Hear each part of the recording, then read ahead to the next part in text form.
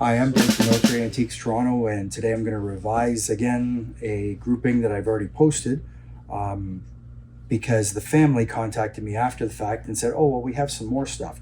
So originally they told me they had a memorial cross and some wings and a collar. I'm like, okay, great, not a problem. And I made them an offer, which was substantial, but because I wanted it. Then they contacted me after the fact and say that they have some more stuff, and they sent it to me, so that's great. I did ask if they had any more. Unfortunately, they said no. I'm hoping they do. It'd be nice if they came with a hat or a tunic or the other medals. So what we have here is two brothers, in effect, really is what it is. So you have the memorial cross here to A.P. McLean, Captain, and there's the front showing Georgia 6th, and there's the back showing Captain A.P. McLean. So there's that. So you have that. I assume this is his collar from the Eaton machine gun battery. I'm honestly not 100% sure. I didn't send off for his service files for one or the other, but this is what I have. Still has the lugs on the back. So there you are. And that's my distant early warning system saying that someone has come in or gone out the door. So there's that. This all came in this nice little leather wallet, shall we say. It's a change wallet. There's nothing in it. It is what it is. It's fine. Then you got some RNAS and RFC buttons. Unusual RFC button in that it's domed on the back, and I'll show that to you so you see. It's not what I've normally seen, truthfully. I've had them, lots of RFC buttons. The RFC buttons you find are like that. They're not like that. So that's unusual to me. And this is an officer's button. This is an RAF officer's button. You can see by the edge being finished here. So you see right there, that makes it an officer's. If it's unfinished, not smooth, it's another ranks one, just so you know. It takes extra effort to make the button, and other ranks button is easier than an officer's. Then you have a RNAS sleeve eagle right there with the screw posts on the back. And it could be RAF also, because during the transition period from on April Fool's Day 1918 to the RAF from the RNAS and RFC, things did get used, and you can see that on pictures of uniforms. This is a discharge pin for service at the front, and it's a Canadian Patriotic Fund. So right at the top of the Union Jack, inside the shield, inside the circle, is CPF instead of CEF, which of course is Canadian Expeditionary Force. So I'll show you here.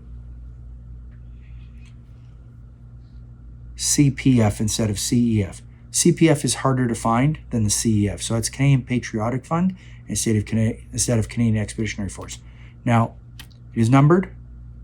I do not know which one of these this belonged to, because these are two brothers. So he was killed, obviously. You're missing the medals, the pair or trio, if he's qualified for it. I did not research it in that sense. Then you get this other group. And so he was killed in the Royal Flying Corps. He was killed in the RNAS when it became the RAF. So, you know, it's kind of hard what to say here. Whose wings were these? I don't know which one they belong to. They came with it. The nice part about these wings is that you get the green wreath padded one here, which I will show you. Beautiful wing. Nice green padded wing, green wreath padded wing.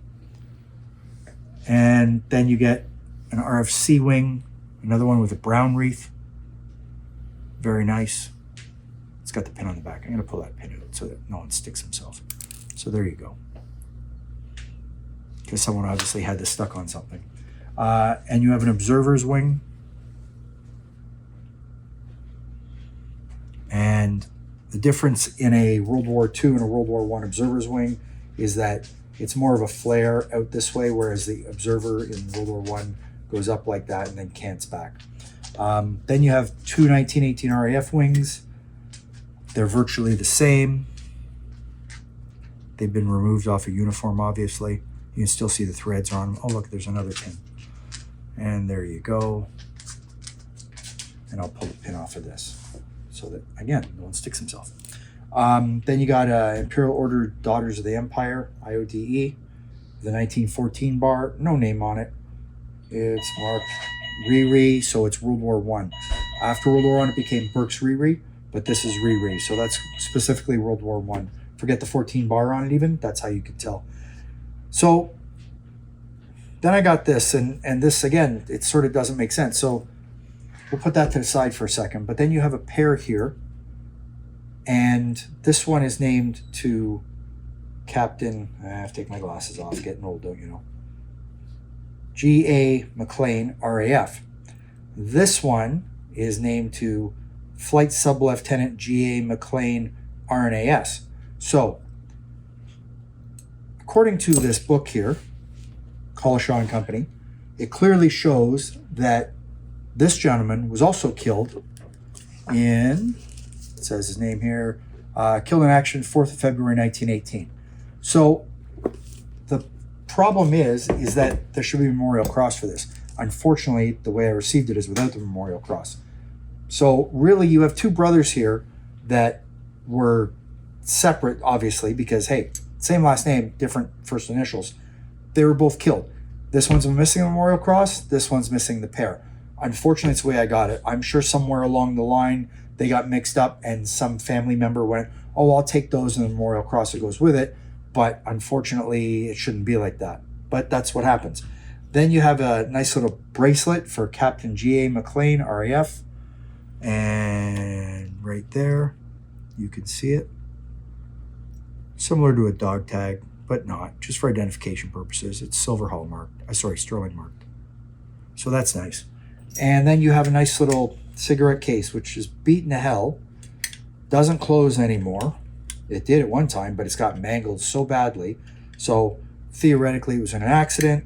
It's the way I got it. You know, why mess with it? Engraved in it is the pilot G.A. McLean from a grateful pupil, Norman D. Hall. And if you look at that, the engraving right there,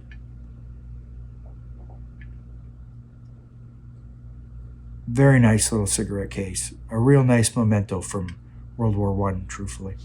And on the front is his initials, G.A. McLean.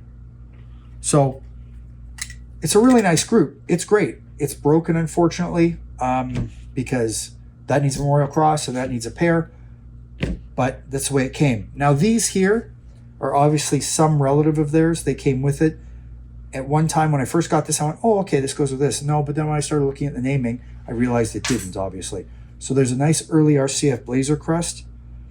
Good quality, nice embroidery, beautiful toning to it. It's very nice. And then a King George VI Coronation medal from 1937. Whose that is? I don't know what family member it is. There's no name on it. There's no information with it. I do not know. I can't help you, unfortunately, in that case. But it's a nice grouping. It's not something that turns up every day, truthfully. Like, I get a lot of walk-ins, but you never know what you're going to get. But in this case, it's a cool group.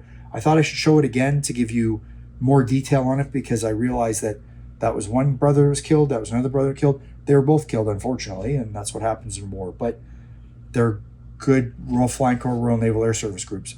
Doesn't turn up every day. You get lots of infantry groups, but not that. So it's cool.